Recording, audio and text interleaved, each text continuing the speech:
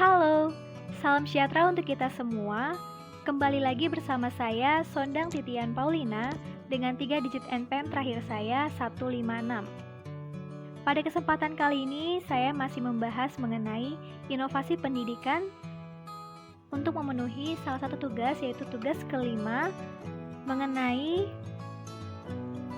materi yang pertama yaitu inovasi kurikulum berbasis keterpaduan dan inovasi KTSP atau kurikulum tingkat satuan pendidikan. Dan yang kedua itu mengenai inovasi kurikulum 2013. Adapun tugas kelima ini terdiri dari 13 pertanyaan. Untuk pertanyaan yang pertama yaitu mengenai uraikan komponen inovasi kurikulum berbasis terpadu yang saling berkaitan. Adapun komponen-komponennya sebagai berikut. Yang pertama yaitu komponen lulusan. Komponen lulusan merupakan produk sistem kurikulum yang dapat memenuhi harapan kualitas, yaitu harapan jumlah dan kualitas lulusan yang memenuhi kebutuhan, di mana kualitas lulusan ditinjau dari tujuan intrinsik dan ekstrinsik. Yang kedua yaitu adanya komponen metode dan material. Komponen metode sendiri meliputi program pembelajaran, metode penyajian, bahan ajar, dan media. Sedangkan untuk komponen material meliputi sarana, prasarana, serta peralatan dan biaya. Yang ketiga yaitu komponen evaluasi. Komponen evaluasi adalah mengevaluasi keberhasilan proses kurikulum dan realisasi tujuan kurikulum itu sendiri. Selanjutnya yang keempat yaitu komponen balikan. Dapat digunakan untuk memberikan informasi dalam konteks umpan balik untuk meningkatkan sistem kurikulum. Yang kelima yaitu komponen masyarakat. Komponen ini merupakan masukan eksternal dari bidang sosial dan budaya. Tidak hanya sebagai faktor pendukung, tetapi juga sebagai warna dalam pelaksanaan kurikulum secara keseluruhan. Selanjutnya untuk yang pertanyaan kedua yaitu mengenai prinsip-prinsip yang menjadi dasar pengembangan inovasi kurikulum berbasis keterpaduan.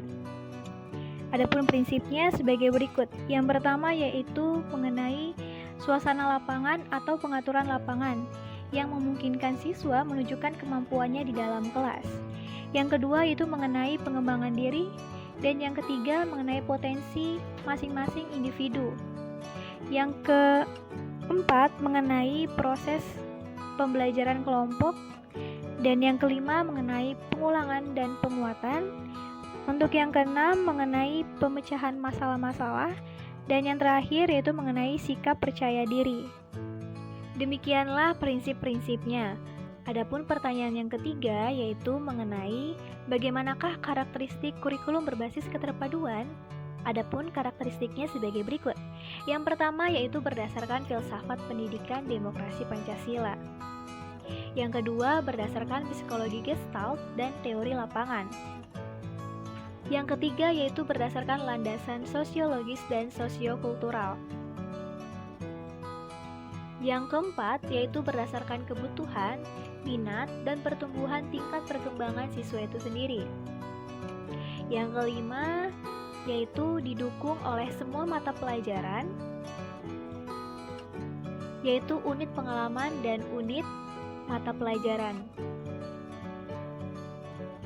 Yang keenam yaitu sistem penyampaiannya menggunakan sistem satuan pengajaran, yaitu unit pengalaman dan unit mata pelajaran. Yang terakhir yaitu peran guru sama aktifnya dengan peran siswa. Bahkan siswa lebih menonjol, dan guru sering berperan sebagai pembimbing atau fasilitator. Demikian karakteristik-karakteristiknya. Untuk pertanyaan selanjutnya atau pertanyaan yang keempat yaitu mengenai jelaskan kurikulum tingkat satuan pendidikan sebagai bentuk inovasi dalam kurikulum. Penjelasan Undang-Undang Nomor 20 Tahun 2003 menyatakan bahwa gerakan reformasi Indonesia secara umum menuntut diterapkannya prinsip demokrasi desentralisasi, keadilan, dan menjunjung tinggi HAM dalam kehidupan berbangsa dan bernegara. Berpijak dari tuntutan tersebut, pendidikan harus mampu menyesuaikan diri yang diwujudkan dalam proses pendidikan yang aktif, kreatif, dinamis, inovatif, dan sesuai dengan tuntutan kebutuhan peserta didik dalam konteks lokal, nasional, dan internasional. Tuntutan reformasi dan demokratis tersebut berimplikasi pada pembaruan sistem pendidikan. Salah satunya yaitu kurikulum. Diberlakukannya verifikasi kurikulum untuk dapat melayani peserta didik dan potensi daerah yang beragam. Dengan kata lain, diperlukannya kurikulum yang kontekstual dalam arti internasional, nasional, dan lokal. Selanjutnya, untuk pertanyaan yang kelima yaitu mengenai apa yang dimaksud dengan KTSP. Kurikulum tingkat satuan pendidikan adalah kurikulum operasional yang disusun oleh dan dilaksanakan di masing-masing satuan pendidikan. KTSP terdiri dari tujuan pendidikan tingkat satuan pendidikan, struktur dan muatan kurikulum tingkat satuan pendidikan, kalender pendidikan, dan silabus. Untuk pertanyaan selanjutnya yaitu pertanyaan ke-6 mengenai bagaimana landasan dan prinsip-prinsip KTSP. Untuk landasannya secara yuridis, yang pertama yaitu Undang-Undang Dasar tahun 1945 pasal ke-31 dan pasal ke-32. Yang kedua yaitu Undang-Undang Nomor 20 Tahun 2003 tentang Sistem Pendidikan Nasional dan Peraturan Pemerintah Republik Indonesia Nomor 19 Tahun 2005 tentang Standar Nasional Pendidikan. Landasan selanjutnya yaitu Peraturan Menteri Pendidikan Nasional Nomor 22 Tahun 2006 tentang Standar Isi. Selanjutnya Peraturan Menteri Pendidikan Nasional Nomor 23 Tahun 2006 tentang Standar Kompetensi Lulusan. Untuk prinsip-prinsipnya, yang pertama itu berpusat pada potensi, perkembangan, kebutuhan, dan kepentingan peserta didik dan lingkungannya. Prinsip selanjutnya yaitu beragam dan terpadu. Selanjutnya yaitu tanggapan terhadap perkembangan ilmu, pengetahuan, teknologi, dan seni. Prinsip selanjutnya yaitu relevan dengan kebutuhan hidup. Selanjutnya yaitu menyeluruh dan berkesinambungan. Prinsip selanjutnya yaitu belajar sepanjang hayat. Prinsip selanjutnya yaitu seimbang antara kepentingan nasional dan kepentingan daerah. Untuk pertanyaan ketujuh yaitu mengenai apa saja komponen-komponen dalam KTSP itu sendiri. Yang pertama yaitu ada visi dan misi satuan pendidikan. Yang kedua ada tujuan kurikulum tingkat satuan pendidikan. Yang ketiga ada menyusun kalender pendidikan. Selanjutnya ada struktur muatan KTSP. Yang selanjutnya ada silabus. Dan yang terakhir ada RPP atau Rencana Pelaksanaan Pembelajaran. Pertanyaan yang ke-8 mengenai bagaimana pengembangan KTSP. Pengembangannya, yang pertama standar isi dan standar kompetensi lulusan. Dilanjutkan dengan standar nasional pendidikan dan dilanjutkan dengan prinsip diversifikasi. Setelah itu, satuan pendidikan, potensi daerah, dan peserta didik. Yang ke-9, jelaskan kurikulum 2013 sebagai bentuk inovasi dalam kurikulum. Pengembangan kurikulum 2013 menitikberatkan pada penyederhanaan, pendekatan tematik interaktif, dilatar belakangi oleh permasalahan kurikulum 2006 yang arah konten kurikulum terlalu padat dengan banyaknya mata pelajaran.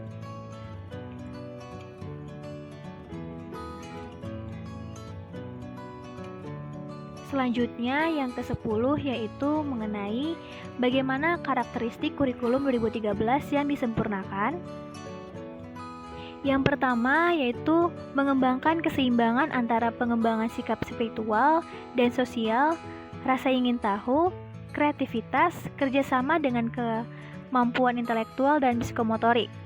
Untuk yang kedua yaitu sekolah merupakan bagian dari masyarakat yang memberikan pengalaman belajar terencana di mana peserta didik menerapkan apa yang dipelajari di sekolah ke masyarakat dan memanfaatkan masyarakat sebagai sumber belajar. Yang ketiga yaitu mengembangkan sikap, pengetahuan, dan keterampilan serta menerapkannya dalam berbagai situasi di sekolah dan masyarakat. Selanjutnya yang keempat yaitu memberikan waktu yang cukup leluasa untuk mengembangkan berbagai sikap, pengetahuan, dan keterampilan. Yang kelima yaitu kompetensi dinyatakan dalam bentuk kompetensi inti yang dirinci lebih lanjut dalam kompetensi dasar mata pelajaran. Yang keenam yaitu kompetensi inti kelas menjadi unsur pengorganisasian kompetensi dasar, di mana semua kompetensi dasar dan proses pembelajaran dikembangkan untuk mencapai kompetensi yang diinginkan. Yang ketujuh yaitu kompetensi dasar dikembangkan didasarkan pada prinsip akumulatif, saling memperkuat dan memperkaya antar mata pelajaran dan jenjang pendidikan. Pertanyaan yang ke-11 yaitu mengenai bagaimana landasan dan prinsip-prinsip kurikulum 2013 yang disempurnakan.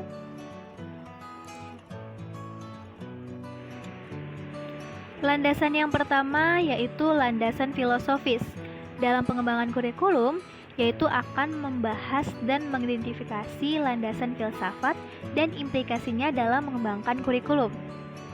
Selanjutnya ada landasan psikologis. Landasan psikologis dalam pengembangan kurikulum yaitu akan membahas dan mengidentifikasi landasan psikologis dan implikasinya dalam mengembangkan kurikulum.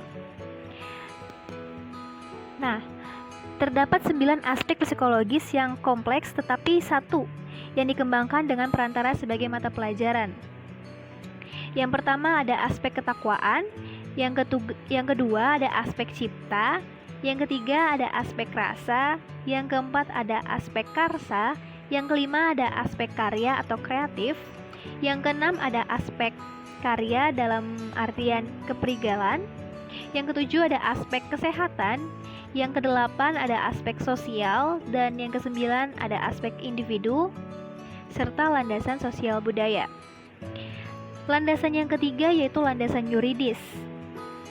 Kurikulum pada dasarnya adalah produk yuridis yang ditetapkan melalui keputusan Menteri Pendidikan Nasional Republik Indonesia. Dengan demikian, landasan yuridis pengembangan kurikulum di Negara Kesatuan Republik Indonesia ini adalah Undang-Undang Dasar tahun 1945, pembukaan alinea keempat dan pasal 31 mengenai peraturan-peraturan perundang-undangan seperti Undang-Undang tentang Pendidikan Nomor 20 Tahun 2003, Undang-Undang Otonomi Daerah, Surat Keputusan dari Menteri Pendidikan, Surat Keputusan dari Dirjen Dikti, Peraturan-peraturan daerah, dan sebagainya. Selanjutnya mengenai prinsip-prinsip. Yang pertama itu prinsip relevansi. Secara internal bahwa kurikulum memiliki relevansi di antara komponen-komponen kurikulum, seperti tujuan, bahan, strategi, organisasi, dan evaluasi. Yang kedua yaitu prinsip fleksibilitas. Dalam pengembangan kurikulum, mengusahakan agar yang dihasilkan memiliki sifat luas, lentur, dan fleksibel dalam pelaksanaannya. Yang ketiga yaitu prinsip kontinuitas. Adanya kesinambungan dalam kurikulum, baik secara vertikal maupun secara horizontal. Yang keempat yaitu prinsip efisiensi. Mengusahakan agar dalam pengembangan kurikulum dapat mendayagunakan waktu, biaya, dan sumber-sumber lainnya secara optimal, cermat, dan tepat, sehingga hasilnya memadai. Selanjutnya yang terakhir yaitu prinsip kelima mengenai prinsip efektivitas, yaitu mengusahakan agar kegiatan pengembangan kurikulum mencapai tujuan tanpa kegiatan yang mubazir, baik secara kualitas maupun kuantitasnya. Pertanyaan yang ke-12 mengenai apa saja komponen kurikulum 2013 yang disempurnakan. Di antaranya yang pertama yaitu komponen tujuan, yang kedua komponen isi, Yang ketiga ada komponen metode ataupun strategi, dan yang terakhir ataupun yang keempat ada komponen evaluasi. Pertanyaan yang ke-13 sekaligus pertanyaan terakhir yaitu bagaimana rasionalisasi kurikulum 2013 yang disempurnakan? Usaha untuk meningkatkan sistem pendidikan yang ada di Indonesia. Usaha yang dilaksanakan untuk meningkatkan sistem pendidikan di Indonesia saat ini adalah perubahan mendasar pada kurikulum. Ada beberapa hal menurut para ahli alasan rasional perubahan kurikulum 2013, yaitu perbaikan metodologi. Yang kedua, penataan ulang kurikulum sekolah. Yang ketiga, siswa memiliki nilai tinggi tetapi sikap dan perilakunya kurang mencerminkan sebagai siswa, dan lain-lainnya. Selain itu, pengembangan kurikulum perlu dilakukan karena adanya tantangan, baik tantangan internal maupun tantangan eksternal. Sekian yang dapat saya sampaikan, kurang lebihnya mohon maaf. Sampai jumpa di pertemuan berikutnya.